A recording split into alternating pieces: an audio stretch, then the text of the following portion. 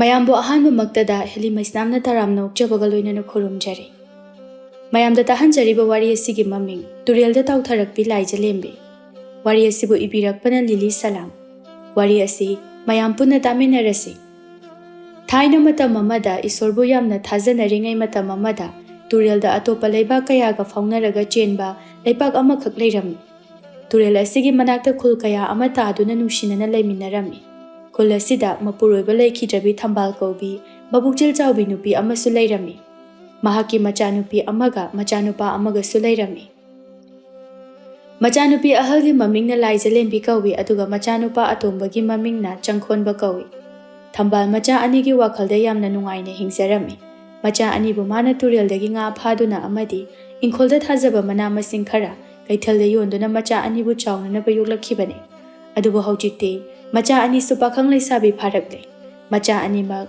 ꯃꯁꯥꯒꯤ ꯃꯇꯤꯛ ꯆꯥꯕ ꯃꯍꯩ ꯍꯩꯖꯔꯝꯃꯤ꯫ ꯂꯥꯏꯖꯂꯦꯝꯕꯤꯅ ꯈꯨꯜ ꯑꯗꯨꯗ ꯐꯤ ꯁꯥꯕ ꯐꯖꯕꯗ ꯃꯃꯤꯡ ꯆꯠꯂꯝꯃꯤ, ꯑꯗꯨꯒ ꯃꯆꯥꯅꯨꯄꯥ ꯆꯪꯈꯣꯟꯕꯅ ꯂꯩꯕꯥꯛꯀꯤ ꯆꯐꯨ ꯁꯥꯕꯗ ꯃꯃꯤꯡ ꯆꯠꯂꯝꯃꯤ꯫ ꯃꯁꯤꯅ ꯍꯧꯖꯤꯛꯇꯤ ꯃꯃꯥꯕꯨ ꯌꯥꯝꯅ ꯅꯨꯡꯉꯥꯏꯅ ꯊꯝꯕꯤꯔꯝꯃꯤ꯫ ꯈꯨꯟꯖꯥꯁꯤꯡꯅꯁꯨ ꯊꯝꯕꯥꯜꯕꯨ ꯃꯆꯥ ꯑꯅꯤꯒꯤ ꯃꯄꯥꯟꯅ ꯊꯥꯛ ꯋꯥꯡꯅ ꯈꯟꯅꯔꯝꯃꯤ꯫ ꯅꯣꯡꯃ ꯊꯝꯕꯥꯜꯅ ꯃꯆꯥ ꯑꯅꯤꯗ ꯍꯥꯏꯔꯝꯃꯤ, "ꯏꯃꯥꯒꯤ ꯂꯥꯏꯖꯂꯦꯝꯕꯤ, ꯆꯪꯈꯣꯟꯕ, ꯅꯈꯣꯏ ꯑꯅꯤꯕꯨ ꯋꯥꯔꯝꯃꯅꯤ꯫ ꯅꯣꯡ ꯉꯥꯟꯕꯗꯒꯤ ꯏꯃꯥꯒꯤ ꯁꯦꯕꯥꯕꯨ ꯇꯧꯒꯗ꯭ꯔꯥ, ꯅꯈꯣꯏꯒꯤ ꯊꯕꯛꯄꯨ ꯇꯧꯒꯗ꯭ꯔꯥ? ꯑꯗꯨꯅꯅꯦ, ꯉꯁꯤꯗꯒꯤ ꯏꯃꯥꯅ ꯌꯨꯝꯒꯤ ꯊꯕꯛ ꯏꯪꯈꯥꯡ ꯈꯨꯗꯤꯡꯃꯛ ꯇꯧꯔꯒꯦ꯫ ꯅꯆꯤꯟ ꯅꯅꯥꯎ ꯑꯅꯤꯒꯤ ꯇꯧꯒꯗꯕ ꯊꯕꯛꯇꯣ ꯅꯣꯏ ꯇꯧꯖꯔꯣ꯫ ꯏꯃꯥ, ꯅꯆꯥ ꯑꯩꯈꯣꯏꯒꯤ ꯍꯣꯠꯅꯔꯛꯄꯗ ꯋꯥꯕ ꯌꯥꯕ ꯋꯥꯔꯛꯂꯕ ꯏꯃꯥꯅ ꯀꯩꯒꯤ ꯍꯧꯖꯤꯛ ꯅꯆꯥ ꯑꯩꯈꯣꯏ ꯆꯥꯎꯔꯕꯁꯤ ꯐꯥꯎꯕꯗ ꯋꯥꯍꯟꯗꯣꯏꯅꯣ? ꯏꯃꯥ, ꯅꯆꯥ ꯑꯩꯈꯣꯏꯅ ꯏꯃꯥꯕꯨ ꯌꯥꯝꯅ ꯅꯨꯡꯉꯥꯏꯅ ꯊꯝꯕꯒꯤ ꯃꯇꯝ ꯌꯧꯔꯛꯂꯦ꯫ ꯀꯩꯁꯨ ꯋꯥꯒꯅꯨ ꯏꯃꯥ." ꯏꯆꯥ ꯑꯅꯤꯒꯤ ꯋꯥꯍꯩ ꯇꯥꯕꯗ ꯏꯃꯥ ꯄꯦꯜꯂꯦ꯫ ꯑꯗꯣ ꯆꯪꯈꯣꯟꯕ, ꯏꯆꯥꯅ ꯆꯐꯨ ꯂꯂꯣꯟꯕ ꯁꯟ ꯒꯥꯔꯤꯗ ꯆꯠꯄꯗꯣ ꯑꯇꯣꯞꯄ ꯑꯔꯥꯞꯄ ꯂꯩꯕꯥꯛꯇ ꯆꯠꯈꯤꯅꯨ꯫ ꯏꯆꯥꯅ ꯊꯦꯡꯅ ꯍꯟꯖꯤꯜꯂꯛꯄꯗꯣ ꯏꯃꯥ ꯄꯥꯈꯠꯂꯦ꯫ ꯏꯃꯥ, ꯑꯩꯈꯣꯏꯒꯤ ꯈꯨꯜꯗ ꯁꯨꯝ ꯌꯣꯜꯂꯕꯗꯤ ꯑꯩꯒꯤ ꯆꯐꯨꯁꯦ ꯌꯥꯝꯅ ꯁꯤꯠꯄ ꯉꯝꯂꯣꯏ, ꯑꯗꯨꯅ ꯑꯇꯣꯞꯄ ꯂꯩꯕꯥꯛ ꯀꯌꯥꯗ ꯆꯠꯇꯨꯅ ꯌꯣꯟꯕ ꯑꯁꯤꯅ ꯍꯦꯟꯅ ꯁꯤꯠꯄ ꯍꯦꯜꯂꯤ꯫ ꯏꯃꯥ, ꯀꯩꯁꯨ ꯋꯥꯕꯤꯒꯅꯨ, ꯅꯆꯥ ꯃꯇꯝ ꯆꯥꯅ ꯍꯟꯖꯔꯛꯀꯦ꯫ ꯏꯆꯦꯒ ꯌꯨꯝꯗ ꯅꯨꯡꯉꯥꯏꯅ ꯄꯣꯊꯥꯔꯒ ꯂꯩꯕꯤꯌꯨ꯫ ꯑꯗꯣ ꯏꯆꯥꯁꯥ, ꯏꯃꯥꯁꯨ ꯌꯨꯝꯗ ꯁꯨꯝ ꯂꯩꯕꯁꯦ ꯇꯧꯐꯝ ꯈꯪꯗꯦ꯫ ꯏꯃꯥꯗꯤ ꯏꯆꯥ ꯑꯅꯤꯅ ꯁꯥꯕ ꯐꯤ, ꯆꯐꯨꯁꯤꯡ ꯑꯗꯣ ꯀꯩꯊꯦꯜꯗ ꯄꯣꯠꯐꯝ ꯑꯃ ꯁꯦꯝꯂꯒ ꯌꯣꯜꯂꯕꯗꯤ ꯏꯁꯥꯁꯦ ꯅꯨꯡꯉꯥꯏꯖꯒꯗꯕꯅꯤ꯫ ꯏꯃꯥꯕꯨ ꯋꯥꯔꯣꯏꯗ꯭ꯔꯅꯦ? ꯏꯃꯥꯒꯤ ꯂꯥꯏꯖꯂꯦꯝꯕꯤ, ꯏꯃꯥ ꯀꯩꯁꯨ ꯋꯥꯔꯣꯏ꯫ ꯏꯃꯥꯒꯤ ꯍꯥꯟꯅꯒꯤ ꯏꯃꯥꯟꯅꯕꯤ ꯀꯌꯥꯁꯨ ꯄꯣꯠ ꯌꯣꯜꯂꯤꯕꯅꯤ꯫ ꯃꯈꯣꯏꯒ ꯍꯔꯥꯎ ꯍꯔꯥꯎ ꯋꯥꯔꯤ ꯁꯥꯟꯅꯖꯕ ꯑꯗꯨꯅ ꯍꯦꯟꯅ ꯋꯥꯈꯜꯁꯨ ꯅꯨꯡꯉꯥꯏꯍꯜꯂꯤ꯫ ꯏꯃꯥꯅ ꯐꯝꯂꯒ ꯌꯣꯟꯕꯕꯨ ꯀꯔꯤꯒꯤ ꯋꯥꯒꯅꯤ? ꯐꯔꯦ ꯃꯥ, ꯑꯩ ꯍꯣꯔꯦꯟ ꯏꯇꯥꯎ ꯈꯔ ꯍꯧꯔꯒ ꯄꯣꯠꯐꯝ ꯑꯃ ꯁꯦꯝꯃꯒꯦ꯫ ꯆꯪꯈꯣꯟꯕꯅ ꯈꯨꯜꯒꯤ ꯃꯇꯥꯎ ꯈꯔ ꯍꯧꯗꯨꯅ ꯃꯃꯥꯒꯤ ꯀꯩꯊꯦꯜꯗ ꯄꯣꯠꯐꯝ ꯑꯃ ꯁꯦꯝꯗꯨꯅ ꯃꯃꯥꯕꯨ ꯌꯥꯝꯅ ꯅꯨꯡꯉꯥꯏꯅ ꯆꯐꯨ ꯑꯃꯗꯤ ꯂꯥꯏꯖꯂꯦꯝꯕꯤꯅ ꯁꯥꯕ ꯐꯤ ꯐꯅꯦꯛ ꯀꯌꯥ ꯌꯣꯜꯍꯜꯂꯝꯃꯤ꯫ ꯊꯝꯕꯥꯜꯅ ꯄꯣꯠ ꯌꯣꯜꯂꯛꯄ ꯃꯇꯝ ꯑꯗꯨꯗ ꯀꯨꯏꯅ ꯎꯅꯔꯧꯗ꯭ꯔꯕꯤ ꯃꯃꯥꯟꯅꯕꯤ ꯀꯌꯥꯒ ꯎꯅꯗꯨꯅ ꯋꯥꯔꯤ ꯋꯥꯇꯥꯏ ꯁꯥꯟꯅꯗꯨꯅ ꯌꯨꯝꯒꯤ ꯑꯋꯥꯕ ꯄꯨꯝꯕ ꯀꯥꯎꯊꯣꯛꯅꯔꯝꯃꯤ꯫ ꯊꯝꯕꯥꯜꯒꯤ ꯄꯨꯛꯆꯦꯜ ꯆꯥꯎꯕ ꯃꯇꯧ ꯑꯗꯨꯅ ꯈꯨꯟꯖꯥ ꯃꯤꯌꯥꯝꯅꯁꯨ ꯃꯥꯒꯤ ꯄꯣꯠꯇ ꯂꯩꯅꯔꯝꯃꯤ, ꯄꯣꯠꯁꯤꯠ ꯌꯥꯝꯅ ꯐꯔꯝꯃꯤ꯫ "ꯏꯇꯥ, ꯅꯪꯗꯤ ꯑꯣꯟꯊꯣꯛꯅꯁꯨ ꯊꯨꯅ ꯄꯣꯠꯁꯤꯠ ꯐꯈ꯭ꯔꯦꯗ꯫ ꯑꯁꯨꯛ ꯀꯨꯏꯅꯗꯒꯤ ꯐꯝꯂꯛꯂꯕ ꯑꯩꯈꯣꯏꯅꯅꯦ, ꯇꯥꯟꯁꯤꯟꯖꯔꯛꯄ ꯁꯦꯜꯗꯒꯤ ꯏꯇꯥꯅ ꯅꯣꯡꯃꯗ ꯇꯥꯟꯕꯅ ꯐꯪꯏ꯫ ꯏꯇꯥ ꯍꯣꯏꯒ ꯅꯣꯡꯃꯇ ꯄꯨꯜꯍꯧꯗꯕꯁꯦ ꯑꯩꯗꯤ ꯋꯥꯈꯜ ꯅꯨꯡꯉꯥꯏꯇꯦ꯫ ꯑꯗꯨꯅ ꯀꯩꯊꯦꯜ ꯑꯁꯤꯗ ꯂꯥꯛꯇꯨꯅ ꯏꯇꯥ ꯍꯣꯏ ꯃꯌꯥꯝꯒ ꯋꯥꯔꯤ ꯁꯥꯟꯅꯕ ꯐꯪꯖꯕ ꯑꯁꯤꯅ ꯑꯩꯒꯤꯗꯤ ꯑꯄꯦꯟꯕꯅꯤ꯫ ꯏꯇꯥ, ꯑꯩꯈꯣꯏꯁꯨ ꯌꯥꯝꯅ ꯅꯨꯡꯉꯥꯏ ꯏꯇꯥꯒ ꯄꯨꯟꯕꯁꯦ꯫ ꯏꯇꯥꯗꯤ ꯑꯐꯕ ꯏꯆꯥ ꯑꯅꯤ ꯐꯪꯖꯕꯅꯤꯅ ꯋꯥꯈꯜ ꯌꯥꯝꯅ ꯏꯪꯅ ꯂꯩꯔꯝꯒꯅꯤ꯫ ꯑꯩꯈꯣꯏꯒꯤꯗꯤ ꯏꯆꯥꯁꯨ ꯑꯃꯠꯇ ꯐꯠꯇꯦ, ꯑꯗꯨꯅ ꯃꯁꯥꯒꯤ ꯁꯦꯟꯊꯣꯛ ꯂꯝꯕꯤ ꯂꯩꯇ꯭ꯔꯤꯉꯩꯗ ꯃꯇꯨ ꯍꯥꯟꯅ ꯊꯤꯖꯤꯜꯂꯒꯦ, ꯑꯗꯨꯒ ꯁꯨꯅꯤꯡꯗꯕꯅ ꯌꯨꯝꯗ ꯑꯗꯨꯝ ꯈꯤꯜꯂꯒ ꯑꯩꯅ ꯀꯩꯊꯦꯜꯗꯒꯤ ꯈꯔ ꯐꯪꯂꯛꯄ ꯁꯦꯜ ꯑꯁꯤꯅ ꯌꯨꯝ ꯄꯨꯔꯤꯕꯅꯤ ꯏꯇꯥ꯫ ꯏꯇꯥ, ꯑꯉꯥꯡ ꯋꯥꯈꯜ ꯑꯣꯏꯕꯅꯅꯤ, ꯃꯗꯨꯅꯗꯤ ꯍꯌꯦꯡ ꯀꯣꯟꯅ ꯃꯆꯥ ꯌꯥꯎꯔꯛꯂꯕ ꯃꯇꯝꯗ ꯍꯦꯟꯅ ꯋꯥꯕ ꯑꯣꯏꯔꯛꯀꯅꯤ꯫ ꯑꯗꯨꯅ ꯏꯇꯥ, ꯊꯦꯝꯗꯨꯅ ꯃꯁꯥꯒꯤ ꯁꯦꯟꯊꯣꯛ ꯂꯝꯕꯤ ꯑꯃ ꯂꯩꯍꯧꯅꯕ ꯁꯤꯟꯕꯤꯌꯨ꯫ ꯑꯩꯈꯣꯏꯅ ꯁꯣꯜꯂꯛꯂꯕ ꯃꯇꯝꯗ ꯃꯈꯣꯏꯅ ꯑꯩꯈꯣꯏꯕꯨ ꯌꯣꯛꯄꯤꯔꯛꯀꯗꯧꯔꯤꯕꯅꯤ꯫ ꯃꯥꯅꯤ ꯏꯇꯥ, ꯑꯗꯨꯅꯁꯨ ꯑꯩꯁꯦ ꯌꯨꯝꯗꯒ ꯄꯣꯊꯥꯐꯝ ꯈꯪꯗ꯭ꯔꯕꯅꯤ꯫ ꯏꯇꯥ, ꯀꯩꯁꯨ ꯊꯣꯏꯅ ꯈꯟꯖꯤꯜꯂꯨꯅꯨꯗ, ꯊꯦꯝꯗꯨꯅ ꯋꯥꯔꯤ ꯅꯤꯡꯊꯤꯅ ꯁꯥꯕꯤꯌꯨ, ꯋꯥꯈꯜ ꯇꯥꯖꯔꯛꯀꯅꯤꯗ꯫ ꯊꯝꯕꯥꯜꯅ ꯃꯇꯥꯡ ꯑꯁꯤꯒꯤ ꯑꯋꯥꯕ ꯀꯌꯥꯕꯨ ꯀꯣꯛꯅꯅꯕ ꯑꯐꯕ ꯄꯥꯎꯇꯥꯛ ꯀꯌꯥ ꯑꯃ ꯇꯥꯛꯄꯤꯔꯝꯃꯤ꯫ ꯃꯆꯥ ꯑꯅꯤꯅ ꯅꯨꯃꯤꯗꯥꯡ ꯋꯥꯏꯔꯝ ꯇꯥꯁꯤꯜꯂꯛꯇ꯭ꯔꯤꯉꯩꯗ ꯃꯃꯥꯕꯨ ꯂꯧꯕ ꯂꯥꯛꯂꯝꯃꯤ꯫ ꯃꯆꯥ ꯑꯅꯤꯅ ꯃꯃꯥꯕꯨ ꯅꯤꯡꯖꯕ, ꯄꯨꯛꯆꯦꯜ ꯆꯥꯎꯕ, ꯊꯕꯛ ꯏꯪꯈꯥꯡ ꯄꯨꯝꯅꯃꯛ ꯍꯩꯕ ꯃꯇꯧ ꯑꯗꯨ ꯎꯔꯒ ꯃꯤꯄꯨꯝ ꯈꯨꯗꯤꯡꯃꯛꯅ ꯀꯜꯂꯛꯅꯔꯝꯃꯤ꯫ Ima, chananaba tawrasi. Pochaisingse ai puragi. Ibungo, icha ani wani. Ima su khara paigi. Ima, nacha akhoi pujaragi. Ima, paibiranuse. Icha ani di onthokna su maram mokreda ko. Nachin nanaw ani ne ima bu lawba laklibanine. Ita thambal, nangdi onthokna naraibak phari. Asigumba nacha ani phangjabase. Kunja miyamna macha ani gi warida sanaduna thagatnarami. Nongma changkhonbana mamaga machega da hairami. Ima, iche, handakti aigi chapuse. Atopa khara lapa mafamda yonba chatke khali. Aduna ima, numit kharani di atopa leibakta leraktaba yaroidawri. Ibungo, yumsida, aikoi ohumda leibani. Nangna chakhrabadi, ima aikoi ani leifam khangde. Aduna nang, atopa arapa mafamda chapu yonbado ima di chalhaningde. Ima, nachana handak chatlibase sel phanggadaba mafamni. Mafam asida chatluraga phanglakpa sel aduna lam ama leiduna inkhol koiraga imaga ichega nungaina thamgani. Masina ima, swaida yonba asinadi sel amata tungshinba ngamde. Nacha handak chatliba asina aroibani. Ichana hairiba wado imana thagali. Ichana apambado tawzaru. Adubu ibungo, imagidi nachin nanaw anidani. Aduna thabak chatpa matamda soidanaba cheksina chatkadabani. Ibungo, nangna chatlibase numit humnidagi hena thengtharakanu ko. Hoima, numit humnidagi hela oi. Nachana chatkiba numit marini suba numit aduga. Ayukta yumda yawzaraki ima. Kaishu wabiganu. Changkhonba, adudi nang hayeng ana chatnaba tumjaruro. Ichena nangi hayeng punanaba pochai khudingmak sem saduna thambiramlage. Hoi che, ai hayengi punanaba chengdo. Yamna yumbirakanu.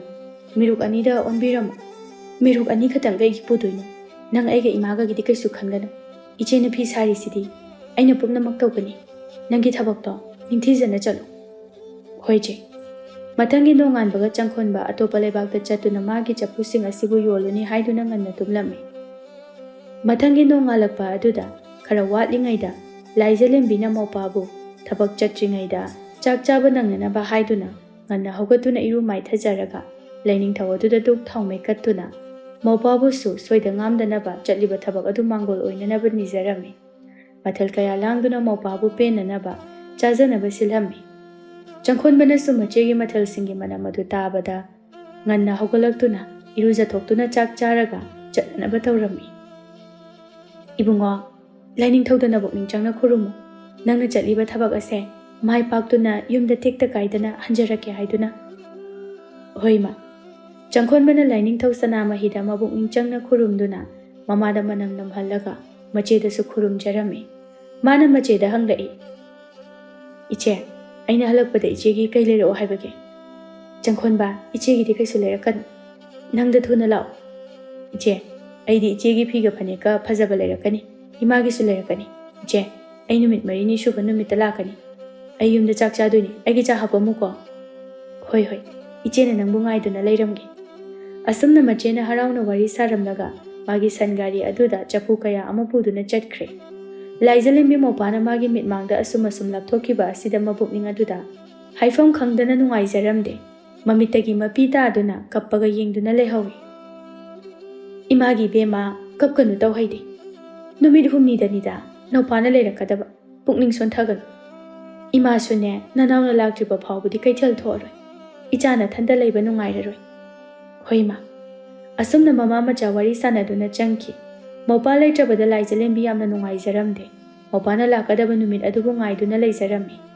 Maupana lakadaba nongmata ngaisalaklaba matam aduda laijalembi turelda phi suba chatnanaba tawrami. Ima, ai phi singse turelda puthaduna surukhige.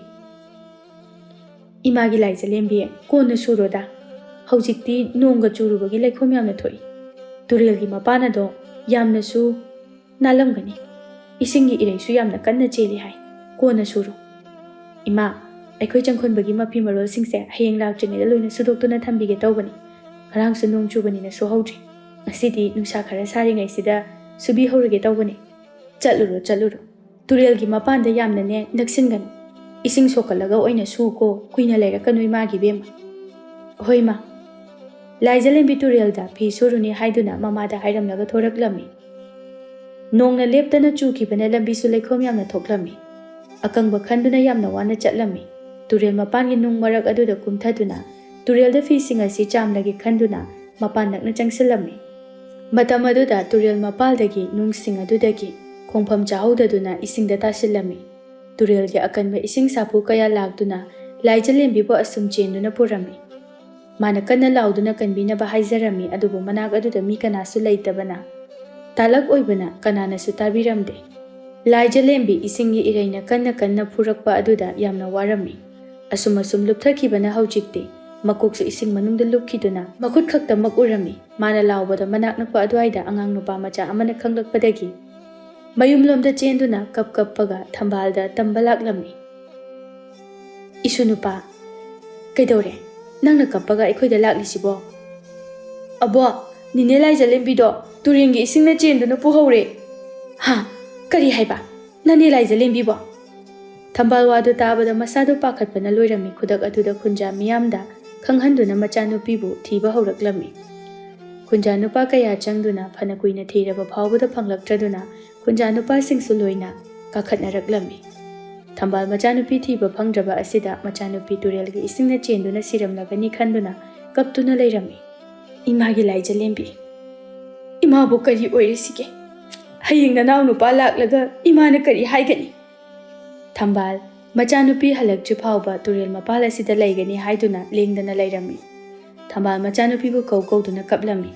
Mamanabi kayana mabu themduna mayumda purammi. Nupi kayana mabu numit adu sangduna leibirammi. Ita thambal to kapkan taibang mapugi nongdam kholi ngasi phangdrabasu hayingsu khunja nupa kayana thibada soidana phangani. Ita aigi ichado haying phanglakpada thawai yaudraba hakchang oina phangbado ai yengba ngamla. Taibang mapuna lawbige hairabasu ai oina lawbiba yadabro. Karigi nawjaribi ichabu lawsinbiribano. Mama aigi khanbada wajarabi ichani ai yamna pente. Mathangi numitki ayukta khunja nupa kayana laijalembigi hakchangbu phangnanaba thirammi. Adubu phangmalaktraba aduda khunja mayam pumnamakna siramlagani khanduna mathong mangam pangthoknaba haiduna mayumda sem sanarammi. Changkhonba mayumda yam harauna changlakpa matamda angobu phizol setpa mi kayana mayumda tinduna leirambadu ubada haifum khangdana pakhatpa kayasu phawraklammi. Matam aduda thambalna machabu ubada chinsinduna kolaga kaplaklammi. Mamagi mataw aduda changkhonbana mamada hanglaklammi. Ima kari tawrubagi aikhoi yumsida angobu phirol setpa mi kaya ama telamlibasibu kaigino aduga aikhoi jedi kadai jakhrabagi. Changkhonba imabu kari hairasige. Ima kari tawrage nachada mayek sengna libiyo. Changkhonba ngarang ayukto nachene nangi napi narol suni haiduna turelda chatkibani. Adubu nachedi turelda isingna chenthaduna ngarangdagi thiba phangdana leirakli. Aduna nachegi mathau mangam pangthoknaba tawramlibani. Ima akhoi chikesu tawrama aigi iche hingamganiye. Khunja mayam pumnamak aigi ichegi mathau mangam pangthokpa yakire. Mopa aina ichebu soidana puduna lakani. Imagi Changkhonba nachibu hojik phawba hinglamkhigadra. Ima nachagi thamoina thajai aigi iche kaisu tawrama aina ichebu soidana yumna puduna lakani. Changkhonbagi apambadu khunja mayamnasu yarammi. Hojikti makhoisu mayumda loina hanakre. Changkhonbana mamada haizarammi. Ima nachane ichebu soidana yumda puzaraki. Ai hayingmuk chatuna ichegi khungul liruge. Nachane iche thiba chatpa phawbadi Ima ibo khoida lebiramu. Imana icha anibu yumasida lengdana ngairaga leiramani. Imana bo khoida leiro. Imana nakhoi anibu wana ngaiduna leihori haibase nang ningsingu. Hoima Changkhonba mathangi nong hek nganbaga machebu thiba chatnanaba tawrammi. Ima nacha chacharukhigi nachane ichebu soidana yumda puduna lakchaba ngamba oijage. Imana ichada yaifa mangol pumnamak pirabani. Nangna nachibu tekta kaidana yumda purakpa ngamba oizaro. Ima awaba wakal khanbigana yamna nungaina leibiramu. Nachana numit 15 manungda ichebu thiduna yumda soidana lakani. Asumna mamada hairamduna Changkhonba mache thiba chatki. Asomdana laijalembi isingi iraina asum chenthakiduna atopa khungang amagi turel mapal amada taaduna leibada ꯈꯨꯜ ꯑꯗꯨꯒꯤ ꯅꯨꯄꯤꯁꯤꯡꯅ ꯎꯕꯗꯒꯤ ꯂꯧꯈꯠꯇꯨꯅ ꯂꯥꯏꯀꯠꯅꯔꯝꯃꯤ꯫ ꯈꯨꯜ ꯑꯗꯨꯗ ꯂꯩꯔꯤꯕ ꯃꯤꯄꯨꯝ ꯈꯨꯗꯤꯡꯃꯛ ꯇꯨꯔꯦꯜ ꯑꯗꯨꯕꯨ ꯂꯥꯏ ꯑꯣꯏꯅ ꯈꯟꯅꯔꯝꯃꯤ꯫ ꯃꯁꯤꯅ ꯇꯨꯔꯦꯜ ꯑꯗꯨꯗ ꯇꯥꯎꯊꯔꯛꯂꯤꯕ ꯂꯥꯏꯖꯂꯦꯝꯕꯤꯕꯨ ꯂꯥꯏꯔꯦꯝꯕꯤꯒꯤ ꯁꯥꯏꯑꯣꯟꯅꯤ ꯍꯥꯏꯗꯨꯅ ꯂꯥꯏ ꯑꯣꯏꯅ ꯈꯟꯅꯔꯝꯃꯤ꯫ ꯃꯁꯤꯒꯤ ꯈꯨꯗꯣꯡꯆꯥꯕ ꯂꯧꯗꯨꯅ ꯂꯩꯕꯥꯛ ꯑꯁꯤꯒꯤ ꯈꯨꯜꯂꯥꯛꯄ ꯑꯣꯏꯔꯤꯕ ꯆꯥꯎꯊꯣꯏ, ꯌꯥꯝꯅ ꯄꯩꯁꯥꯗ ꯆꯣꯞꯄ, ꯃꯆꯤꯟ ꯊꯤꯕ ꯋꯥꯗ ꯉꯥꯡꯕ ꯃꯤꯑꯣꯏ ꯑꯁꯤꯅ ꯂꯥꯏꯖꯂꯦꯝꯕꯤꯒꯤ ꯅꯃꯥꯗ ꯈꯨꯟꯖꯥ ꯃꯤꯌꯥꯝꯒꯤ ꯃꯐꯝꯗ ꯑꯔꯥꯟꯕ ꯀꯌꯥ ꯍꯩꯖꯤꯟꯗꯨꯅ ꯁꯅꯥ ꯂꯨꯄꯥ ꯀꯌꯥ ꯂꯧꯊꯣꯛꯄꯤꯔꯝꯃꯤ꯫ ꯂꯥꯏꯔꯕ ꯅꯣꯡꯃꯒꯤ ꯁꯨꯗꯨꯅ ꯆꯥꯖꯔꯤꯕ ꯈꯨꯟꯖꯥ ꯃꯤꯌꯥꯝꯅ ꯐꯅ ꯂꯩꯇ꯭ꯔꯕꯁꯨ ꯏꯁꯣꯔꯒꯤ ꯃꯐꯝꯗ ꯀꯠꯆꯕꯅꯤ ꯍꯥꯏꯗꯨꯅ ꯄꯥꯝꯃꯨꯕ ꯂꯩꯇꯅ ꯄꯤꯅꯔꯝꯃꯤ꯫ ꯈꯨꯟꯖꯥ ꯃꯤꯌꯥꯝ ꯄꯨꯝꯅꯃꯛ ꯑꯩꯅ ꯂꯧꯔꯤꯕ ꯁꯅꯥ ꯂꯨꯄꯥ ꯃꯌꯥꯝ ꯑꯁꯦ ꯑꯩꯅꯒ ꯑꯃꯠꯇ ꯑꯣꯏꯒꯗꯕ ꯅꯠꯇꯦ, ꯑꯩꯅ ꯋꯥꯅ ꯆꯦꯟꯖꯕꯒꯤ ꯋꯥꯅꯤ, ꯑꯩꯉꯣꯟꯗꯒ ꯀꯥꯟꯅꯕ ꯑꯃꯠꯇ ꯐꯪꯄꯣꯠꯇꯦ, ꯃꯁꯤꯗꯤ ꯏꯁꯣꯔꯒꯤ ꯃꯐꯝꯗ ꯀꯠꯈꯤꯒꯗꯕ ꯉꯥꯛꯇꯅꯤ꯫ ꯃꯌꯥꯝꯅ ꯌꯥꯔꯤꯕ ꯃꯈꯩ ꯅꯈꯣꯏꯒꯤ ꯂꯩꯖꯕ ꯁꯅꯥ ꯂꯨꯄꯥ ꯈꯨꯗꯤꯡꯃꯛ ꯏꯁꯣꯔꯒꯤ ꯃꯐꯝꯗ ꯀꯠꯄꯗ ꯄꯥꯝꯃꯨꯕꯤꯒꯅꯨ, ꯍꯥꯏꯕꯗꯤ नखोꯏꯅ यामना कटलिबा मखै नखोई सेल पाइबा हेंकलकदौरिबनि हाइजरिबा। अपंग खुंजा मयामसिंग अदु खुलाकपना हाइरिबसिंग अदु चुम्मी खंदुना अरैबा सना लुपा खुदिंगमक लोइना पिथोरकलमी। असुमना चाउथोइना तौरकलिबसि माना खुंजा मयामसिंगना सना लुपा तुंगसिनबा हौनरमी हाइबगी मतम थीदुना तोइना तोइना लौथोकपिरमी। लाइजलेम्बी खुलगी माइबा कयाना नुमित कयानी चंगना लायेंगलबा मतुंगदा वखल तारकलमी। अदुबु माना वखल तारकपा मतमदा मसा फावबा कनानो खंगजरमदे। हौख्रबा वारी अमतसु निंगसिंगबा ngamlamde अनौबा मपोक अमगा चप मानरमी। माइबी अमना मंगोंदा हंगलमी, बेमा नंगबु करी खुलगी मियोइनो? अइना लैरिबा मफमसे कदाइदनो अमुक्ता हाइबियु।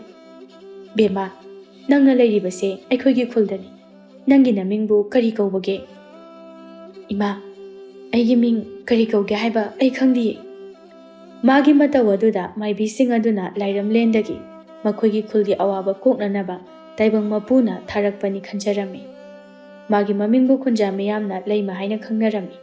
खुंजा मियामना माबु चेक्सिन्ना सेनरमी। खुल अदुदा महारानी अमगुमना यामना नुंगाइना लैजरमी। लाइजलेम्बीगी मफमदा हौजिक तौरिबा खरसि नत्तना अतोपा करिसु निंगसिंगबा ngamlamde। असोमदना चंखोनबना मयुम थादोक्तुना अतोपा लैबा कयादा चफुयोनबा लाकपा सादुना मचेबु थीजरमी। अदुबु खुल कया लांदुना लाकपा मतमदा मचेबु थीबा फंगलमदे। चंखोनबा मथमुय अदु यामना वाजरमी। इचे नंगबु कदाइदा लैबगे?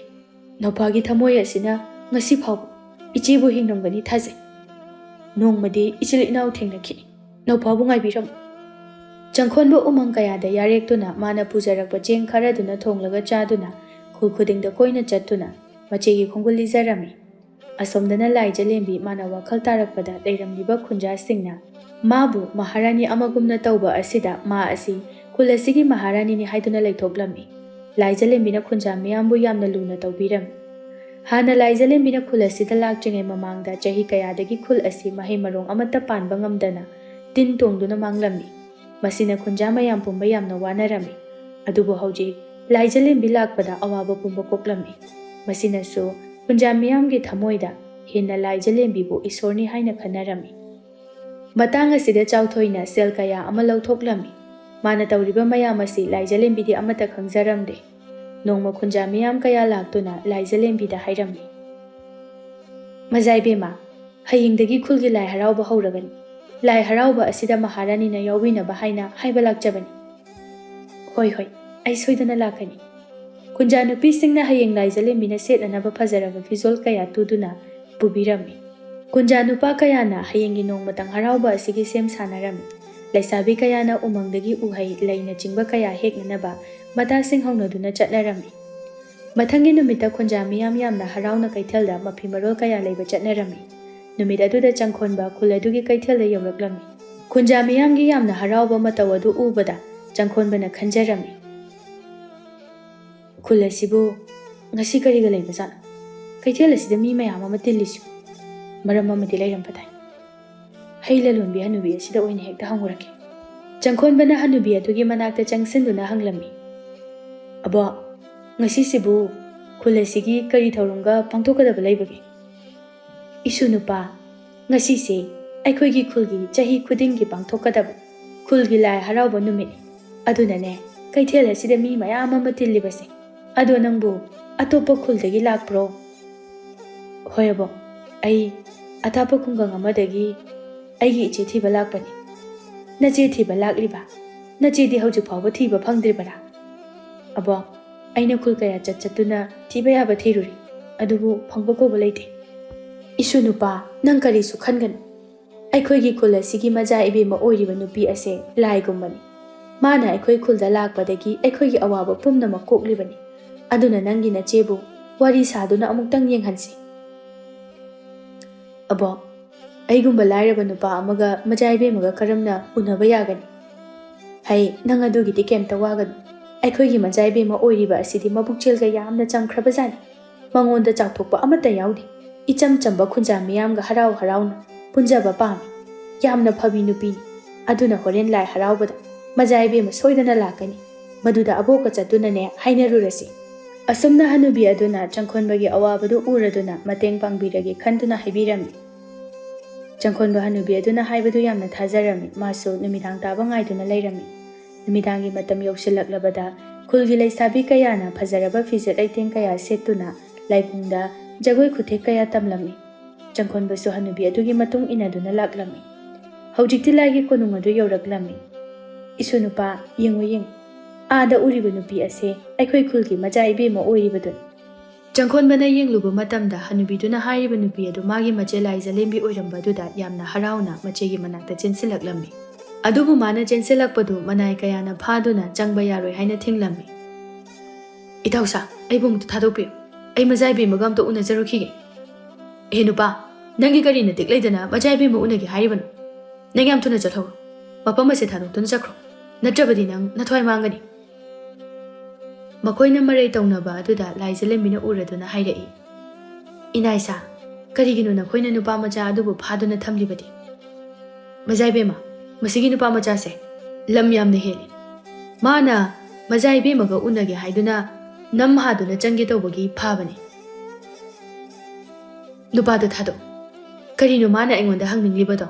ꯍꯥꯏꯖꯁꯅꯨ꯫ ꯆꯪꯈꯣꯟꯕ ꯃꯆꯦꯅ ꯃꯥꯕꯨ ꯎꯕꯗ ꯀꯔꯤꯃꯇ ꯃꯥꯒ ꯊꯣꯛꯅꯗꯕ ꯃꯤ ꯑꯃꯒꯨꯝꯅ ꯍꯥꯏꯔꯛꯄ ꯑꯗꯨꯗ ꯌꯥꯝꯅ ꯉꯛꯂꯝꯃꯤ꯫ ꯃꯥꯅ ꯃꯆꯦꯒꯤ ꯃꯅꯥꯛꯇ ꯆꯪꯗꯨꯅ ꯍꯥꯏꯔꯝꯃꯤ꯫ ꯏꯆꯦ, ꯅꯪ ꯑꯩꯕꯨ ꯈꯪꯗ꯭ꯔꯕ꯭ꯔꯥ? ꯏꯕꯨꯡꯉꯣ, ꯅꯪꯕꯨ ꯀꯅꯥꯅꯣ? ꯑꯩꯗꯤ ꯈꯪꯗꯤꯌꯦ꯫ ꯑꯩꯗꯤ ꯅꯪꯒ ꯍꯥꯟꯅ ꯊꯦꯡꯅꯈꯤꯕꯁꯨ ꯂꯩꯇꯦ꯫ ꯑꯗꯣ ꯅꯪꯕꯨ ꯑꯩꯉꯣꯟꯗ ꯀꯔꯤ ꯍꯥꯏꯅꯤꯡꯒꯦ? ꯆꯪꯈꯣꯟꯕ ꯃꯆꯦꯒꯤ ꯃꯇꯧ ꯑꯗꯨꯗ ꯊꯃꯣꯏ ꯌꯥꯝꯅ ꯁꯣꯛꯂꯝꯃꯤ꯫ ꯃꯆꯦꯅ ꯃꯥꯕꯨ ꯀꯅꯥꯅꯣ ꯍꯥꯏꯕ ꯈꯪꯗꯕ ꯑꯗꯨꯗ ꯋꯥ ꯃꯈꯥ ꯇꯥꯔꯝꯗꯦ꯫ ꯃꯆꯥ ꯏꯕꯦꯝꯃ, ꯑꯩꯒꯤ ꯏꯆꯦ ꯑꯃ ꯂꯩ꯫ ꯃꯥꯒ ꯃꯆꯥ ꯏꯕꯦꯝꯃꯒꯤ ꯃꯁꯛꯀ ꯆꯞ ꯃꯥꯟꯅꯩ꯫ ꯑꯗꯨꯗ ꯑꯩꯒꯤ ꯏꯆꯦ ꯑꯣꯏꯔꯕꯣꯏ ꯅꯤꯡꯗꯨꯅ ꯏꯆꯦ ꯍꯥꯏꯅ ꯀꯧꯊꯣꯛꯂꯨꯔꯦ꯫ ꯅꯅꯥꯏꯕꯨ ꯑꯃꯨꯛꯇ ꯉꯥꯛꯄꯤꯌꯨ꯫ ꯀꯔꯤꯁꯨ ꯀꯥꯏꯗꯦꯗ, ꯅꯪꯅ ꯑꯩꯉꯣꯟꯗ ꯏꯆꯦ ꯀꯧꯒꯦ ꯍꯥꯏꯔꯕꯁꯨ ꯀꯧ꯫ ꯑꯗꯣ ꯅꯪꯅ ꯏꯆꯦ ꯀꯧꯕꯁꯦ ꯑꯩꯗꯤ ꯌꯥꯝꯅ ꯇꯥꯕ ꯅꯨꯡꯉꯥꯏ꯫ ꯑꯩꯒꯤꯗꯤ ꯏꯆꯤꯜ ꯏꯅꯥꯎꯁꯨ ꯑꯃꯠꯇ ꯂꯩꯇꯦ꯫ ꯃꯆꯥ ꯏꯕꯦꯝꯃ, ꯑꯩꯕꯨ ꯅꯅꯥꯎ ꯅꯨꯄꯥꯅꯤ ꯈꯟꯕꯤꯌꯨ꯫ ꯑꯗꯣ ꯏꯆꯦ, ꯑꯩꯁꯦ ꯆꯐꯨ ꯁꯥꯗꯨꯅ ꯌꯣꯟꯕ ꯆꯠꯂꯤ꯫ ꯑꯩꯅ ꯃꯆꯥ ꯏꯕꯦꯝꯃꯒꯤꯅꯤ ꯍꯥꯏꯗꯨꯅ ꯆꯐꯨ ꯑꯃꯈꯛ ꯁꯥꯖꯩ꯫ ꯃꯗꯨ ꯍꯌꯦꯡ ꯑꯩ ꯊꯤꯟꯕ ꯂꯥꯛꯆꯒꯦ꯫ ꯍꯣꯏ ꯍꯣꯏ꯫ ꯆꯪꯈꯣꯟꯕ ꯃꯆꯦꯅ ꯃꯥꯕꯨ ꯈꯪꯕ ꯉꯝꯂꯔꯣꯏ ꯈꯜꯂꯗꯨꯅ ꯑꯇꯣꯞꯄ ꯋꯥꯔꯤꯗ ꯑꯣꯏꯅ ꯁꯥꯗꯣꯛꯇꯨꯅ ꯃꯆꯦꯕꯨ ꯍꯥꯟꯅꯒꯤ ꯍꯧꯈꯤꯕ ꯋꯥꯔꯤꯁꯤꯡ ꯑꯗꯨ ꯅꯤꯡꯁꯤꯡꯍꯟꯅꯅꯕ ꯍꯥꯏꯗꯨꯅ ꯃꯥꯅ ꯄꯨꯔꯛꯄ ꯆꯐꯨ ꯑꯗꯨꯗ ꯃꯈꯣꯏꯒꯤ ꯈꯨꯜꯒꯤ ꯁꯥꯡꯂꯕ ꯆꯤꯡꯁꯥꯡ ꯀꯌꯥ ꯑꯗꯨ ꯌꯦꯛꯇꯨꯅ ꯃꯆꯦꯕꯨ ꯋꯥꯈꯜ ꯇꯥꯔꯛꯅꯕ ꯇꯧꯔꯝꯃꯤ꯫ ꯑꯁꯨꯝꯅ ꯃꯊꯪꯒꯤ ꯅꯣꯡꯉꯥꯟꯕꯒ ꯆꯪꯈꯣꯟꯕ ꯃꯆꯦꯒꯤ ꯃꯅꯥꯏ ꯑꯃꯗ ꯆꯐꯨ ꯑꯗꯨꯕꯨ ꯃꯆꯦꯗ ꯄꯤꯅꯅꯕ ꯁꯤꯟꯅꯔꯝꯂꯗꯨꯅ ꯃꯥꯅ ꯁꯦꯝꯖꯕ ꯁꯪ ꯃꯆꯥ ꯑꯗꯨꯗ ꯍꯟꯈꯤ꯫ ꯃꯅꯥꯏ ꯅꯨꯄꯥ ꯑꯗꯨꯅ ꯂꯥꯏꯖꯂꯦꯝꯕꯤꯗ ꯆꯐꯨ ꯑꯗꯨꯕꯨ ꯄꯤꯔꯝꯃꯤ꯫ ꯂꯥꯏꯖꯂꯦꯝꯕꯤ ꯆꯐꯨ ꯑꯗꯨꯕꯨ ꯃꯥꯒꯤ ꯀꯥꯗ ꯄꯨꯁꯤꯟꯗꯨꯅ ꯌꯦꯡꯂꯝꯃꯤ꯫ ꯃꯥꯅ ꯌꯦꯡꯂꯨꯕ ꯃꯇꯝꯗ ꯆꯐꯨ ꯑꯗꯨꯗ ꯌꯦꯛꯂꯤꯕ ꯀꯌꯥ ꯑꯗꯨ ꯎꯕꯗ ꯍꯧꯈ꯭ꯔꯕ ꯋꯥꯔꯤ ꯀꯌꯥ ꯅꯤꯡꯁꯤꯡꯕ ꯍꯧꯔꯛꯂꯝꯃꯤ꯫ ꯌꯦꯛꯂꯤꯕ ꯃꯌꯦꯛꯁꯤꯡ ꯑꯗꯨ ꯑꯁꯨꯝ ꯃꯊꯪ ꯃꯅꯥꯎ ꯅꯥꯏꯅ ꯌꯦꯡꯂꯛꯄ ꯃꯇꯝꯗ ꯃꯥꯒꯤ ꯃꯃꯥ ꯑꯃꯗꯤ ꯃꯅꯥꯎ ꯅꯨꯄꯥꯕꯨ ꯅꯤꯡꯁꯤꯡꯕ ꯉꯝꯂꯛꯂꯝꯃꯤ꯫ ꯍꯧꯖꯤꯛꯇꯤ ꯂꯥꯏꯖꯂꯦꯝꯕꯤ ꯃꯁꯥꯅ ꯃꯁꯥꯕꯨ ꯀꯅꯥꯅꯣ ꯍꯥꯏꯕ ꯈꯪꯖꯔꯛꯂꯝꯃꯤ꯫ ꯌꯥꯝꯅ ꯊꯨꯅ ꯃꯅꯥꯏ ꯅꯨꯄꯥꯁꯤꯡ ꯑꯗꯨꯗ ꯍꯥꯏꯗꯨꯅ ꯆꯪꯈꯣꯟꯕꯅ ꯂꯩꯔꯤꯕ ꯃꯐꯝ ꯑꯗꯨꯗ ꯊꯤꯜꯍꯜꯂꯝꯃꯤ꯫ ꯂꯥꯏꯖꯂꯦꯝꯕꯤꯅ ꯃꯅꯥꯎ ꯅꯨꯄꯥꯒꯤ ꯃꯅꯥꯛꯇ ꯌꯧꯕꯗ ꯃꯅꯥꯏ ꯀꯌꯥꯅ ꯃꯄꯥꯟꯗ ꯂꯩꯍꯜꯂꯝꯗꯨꯅ ꯃꯅꯥꯎ ꯅꯨꯄꯥꯒ ꯎꯅꯔꯝꯃꯤ꯫ ꯃꯆꯥ ꯏꯕꯦꯝꯃ, ꯑꯩꯅ ꯊꯥꯖꯈꯤꯕ ꯆꯐꯨ ꯑꯗꯨ ꯌꯧꯕꯤꯔꯛꯂꯕ꯭ꯔꯥ? ꯆꯪꯈꯣꯟꯕ, ꯏꯆꯦ ꯍꯧꯖꯤꯛꯇꯤ ꯍꯧꯈ꯭ꯔꯕ ꯋꯥꯔꯤ ꯄꯨꯝꯕ ꯂꯣꯏꯅ ꯅꯤꯡꯁꯤꯡꯂꯛꯂꯤ꯫ ꯏꯆꯦ, ꯅꯨꯄꯥꯅ ꯏꯆꯦꯕꯨ ꯊꯤꯕ ꯂꯥꯛꯂꯤꯕꯅꯤ꯫ ꯏꯃꯥꯅ ꯏꯆꯤꯜ ꯏꯅꯥꯎ ꯑꯅꯤꯕꯨ ꯌꯥꯝꯅ ꯈꯧꯔꯥꯡꯅ ꯉꯥꯏꯔꯝꯂꯒꯅꯤ꯫ ꯑꯩꯈꯣꯏ ꯑꯅꯤ ꯍꯧꯖꯤꯛꯃꯛ ꯏꯃꯥꯒꯤ ꯃꯅꯥꯛꯇ ꯆꯠꯂꯁꯤ꯫ ꯆꯪꯈꯣꯟꯕ, ꯏꯆꯦꯁꯨ ꯏꯃꯥꯕꯨ ꯌꯥꯝꯅ ꯎꯅꯤꯡꯉꯤ꯫ ꯑꯗꯨꯕꯨ ꯈꯨꯜ ꯑꯁꯤꯒꯤ ꯃꯤꯌꯥꯝꯅ ꯑꯩꯕꯨ ꯁꯦꯟꯅꯕꯤꯔꯛꯄꯅꯤ꯫ ꯑꯩꯅ ꯃꯈꯣꯏꯒꯤ ꯊꯥꯖꯕꯁꯨ ꯃꯥꯡꯍꯟꯅꯤꯡꯗꯦ꯫ ꯑꯗꯨꯅ ꯑꯩ ꯃꯈꯣꯏꯒꯤ ꯃꯐꯝꯗ ꯃꯤꯅꯝꯕ ꯋꯥ ꯑꯃꯗꯤ ꯉꯥꯡꯗꯕ ꯌꯥꯔꯣꯏ꯫ ꯏꯆꯦ, ꯑꯗꯨꯗꯤ ꯀꯔꯤ ꯇꯧꯁꯦ ꯍꯥꯏꯕꯅꯣ? ꯃꯈꯣꯏꯅ ꯑꯩꯕꯨ ꯇꯥꯏꯕꯪ ꯁꯦꯝꯕ ꯃꯄꯨꯅꯤ ꯍꯥꯏꯅ ꯈꯟꯅꯩ꯫ ꯍꯧꯖꯤꯛꯇꯤ ꯑꯩꯅ ꯃꯤꯔꯝꯂꯦꯟꯗ ꯂꯩꯕꯒꯤ ꯃꯇꯝ ꯂꯣꯏꯔꯦ꯫ ꯑꯗꯨꯅ ꯂꯥꯏꯔꯝꯂꯦꯟꯗ ꯍꯟꯗꯕ ꯌꯥꯔꯔꯣꯏ ꯍꯥꯏꯖꯤꯜꯂꯒꯦ꯫ ꯑꯗꯨꯒ ꯍꯣꯔꯦꯟ ꯃꯤ ꯀꯅꯥꯁꯨ ꯂꯩꯇ꯭ꯔꯕ ꯅꯨꯡꯗꯥꯡ ꯑꯊꯦꯡꯕ ꯑꯗꯨꯋꯥꯏꯗ ꯀꯣꯅꯨꯡꯒꯤ ꯃꯅꯤꯡꯊꯣꯡꯂꯣꯝꯗ ꯑꯩ ꯂꯩꯔꯝꯒꯦ꯫ ꯍꯣꯏ ꯏꯆꯦ, ꯑꯗꯨꯝꯅ ꯇꯧꯔꯁꯦ꯫ ꯅꯧꯄꯥ ꯍꯣꯔꯦꯟ ꯂꯥꯛꯆꯔꯒꯦ꯫ ꯑꯁꯨꯝꯅ ꯃꯆꯤꯟ ꯃꯅꯥꯎ ꯑꯅꯤꯅ ꯁꯤꯟꯅꯗꯨꯅ ꯂꯥꯏꯖꯂꯦꯝꯕꯤꯅ ꯈꯨꯟꯖꯥꯁꯤꯡꯒꯤ ꯊꯥꯖꯕ ꯃꯥꯡꯗꯅꯕ ꯍꯥꯏꯗꯨꯅ ꯃꯤꯌꯥꯝ ꯄꯨꯟꯅ ꯀꯧꯗꯨꯅ ꯍꯥꯏꯔꯝꯃꯤ꯫ ꯑꯩꯒꯤ ꯅꯨꯡꯁꯤꯔꯕ ꯈꯨꯟꯖꯥ ꯃꯌꯥꯝ, ꯑꯩꯅ ꯈꯨꯜ ꯑꯁꯤꯒꯤ ꯑꯋꯥꯕ ꯀꯣꯛꯅꯅꯕ ꯍꯥꯏꯗꯨꯅ ꯃꯤꯔꯝꯂꯦꯟ ꯑꯁꯤꯗ ꯂꯥꯛꯈꯤꯕ꯫ ꯑꯗꯨꯕꯨ ꯍꯧꯖꯤꯛꯇꯤ ꯈꯨꯜꯒꯤ ꯑꯋꯥꯕ ꯄꯨꯝꯅꯃꯛ ꯀꯣꯛꯂꯕꯅꯤꯅ ꯑꯩ ꯑꯃꯨꯛ ꯂꯥꯏꯔꯝꯂꯦꯟꯗ ꯍꯟꯕꯒꯤ ꯃꯇꯝ ꯌꯧꯔꯛꯂꯦ꯫ ꯑꯗꯨꯅ ꯑꯩ ꯂꯥꯏꯔꯝꯂꯦꯟꯗ ꯍꯟꯈ꯭ꯔꯒꯦ꯫ ꯃꯖꯥꯏꯕꯦꯝꯃ, ꯃꯖꯥꯏꯕꯦꯝꯃꯅ ꯂꯥꯏꯔꯝꯂꯦꯟꯗ ꯍꯟꯈ꯭ꯔꯕꯁꯨ ꯈꯨꯜ ꯑꯁꯤꯒꯤ ꯃꯤꯌꯥꯝꯅ ꯃꯖꯥꯏꯕꯦꯝꯃꯕꯨ ꯃꯇꯝ ꯆꯨꯞꯄꯗ ꯅꯤꯡꯖꯍꯧꯒꯅꯤ꯫ ꯑꯗꯨꯒ ꯈꯨꯜ ꯑꯁꯤꯅ ꯑꯋꯥꯕ ꯇꯥꯔꯛꯄ ꯃꯇꯝꯗ ꯑꯃꯨꯛ ꯑꯩꯈꯣꯏꯕꯨ ꯀꯟꯕ ꯂꯥꯛꯄꯤꯌꯨ꯫